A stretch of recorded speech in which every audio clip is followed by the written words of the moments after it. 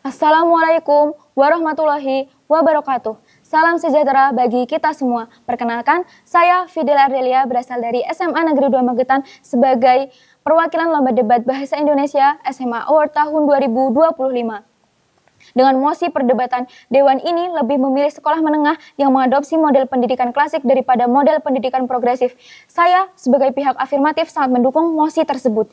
Hadirin yang saya hormati, pada kesempatan ini saya akan mengulas dimensi lain yang tidak kalah penting, yaitu pemerataan kualitas, kejelasan standar evaluasi, dan kontribusi terhadap keadilan pendidikan. Yang pertama, mari kita bicara soal standar evaluasi. Pendidikan klasik memiliki kurikulum yang jelas, sistem penilaian yang terukur, serta kriteria capaian yang konsisten.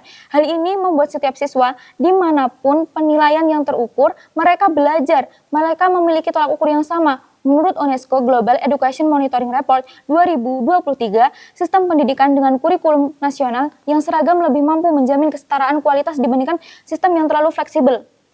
Sebaliknya, pendidikan progresif dengan pendekatan proyek dan tema cenderung menghasilkan variasi yang sangat lebar antar sekolah.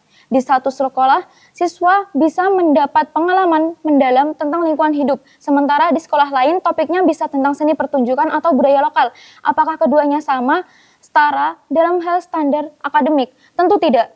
Hasil belajar menjadi sulit dibandingkan dan diukur secara objektif. Yang kedua, mari kita soroti pemerataan pendidikan klasik menekankan materi inti yang bersifat universal, matematika, bahasa, sains, sejarah, yang semua siswa wajib dikuasai. Sistem ini menjamin bahwa seorang siswa dari kota besar maupun desa terpencil tetap memiliki bekal akademik yang sama untuk melanjutkan pendidikan tinggi.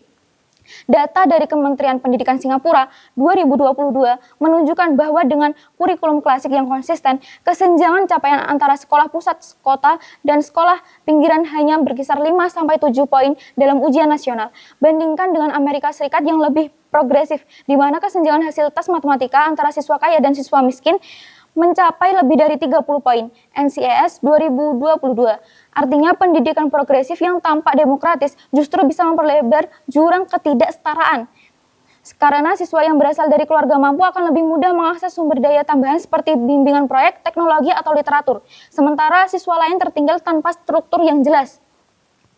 Yang ketiga, aspek keadilan pendidikan. Dalam pendidikan klasik, guru berperan sebagai pengarah utama. Guru memastikan bahwa seluruh siswa mencapai standar minimum kompetensi, tidak peduli latar belakang ekonomi maupun kemampuan awal mereka. Riset dari Organization for Economic Cooperation and Development (OECD) 2023 menyatakan bahwa sistem dengan peran guru yang kuat cenderung lebih berhasil mengangkat siswa berprestasi rendah karena guru bertindak sebagai pengendali tempo pembelajaran. Sementara dalam sistem progresif, siswa dituntut untuk aktif mencari sendiri bahan dan memimpin diskusi. Faktanya, tidak semua siswa memiliki kepercayaan diri, keterampilan komunikasi, atau dukungan rumah tangga untuk aktif dalam model seperti itu. Akibatnya, hanya sebagian siswa yang benar-benar berkembang sementara sisanya terpinggirkan. Inilah yang kami sebut ketidakadilan dalam praktek. Oleh karena itu, saya sebagai pihak pro dengan sangat setuju dan mendukung. Hadirin sekalian, mari kita perhatikan juga dampaknya pada ujian masuk perguruan tinggi. Universitas besar, baik di dalam maupun di luar negeri, masih mengandalkan standar tes akademik seperti SAT, SBMPTN, atau A-Level.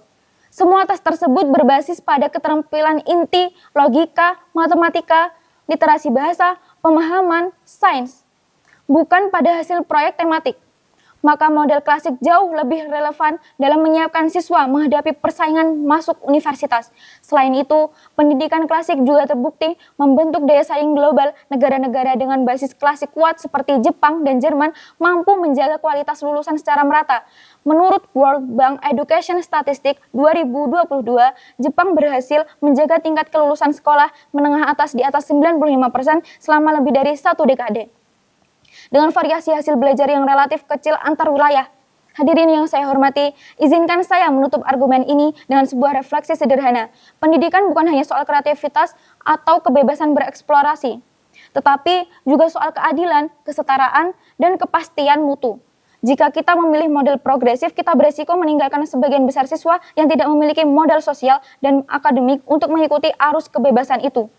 Namun, dengan pendidikan klasik, Setiap siswa diberi kesempatan yang sama untuk menguasai dasar-dasar ilmu karena kurikulumnya jelas, terukur, dan adil bagi semua. Maka dari tim Pro sekali lagi menegaskan penerapan pendidikan klasik di sekolah menengah adalah pilihan paling tepat karena ia bukan hanya membangun pengetahuan dan disiplin, tetapi juga memastikan bahwa semua siswa tanpa terkecuali mendapat kesempatan belajar yang setara dan adil. Sekian, terima kasih.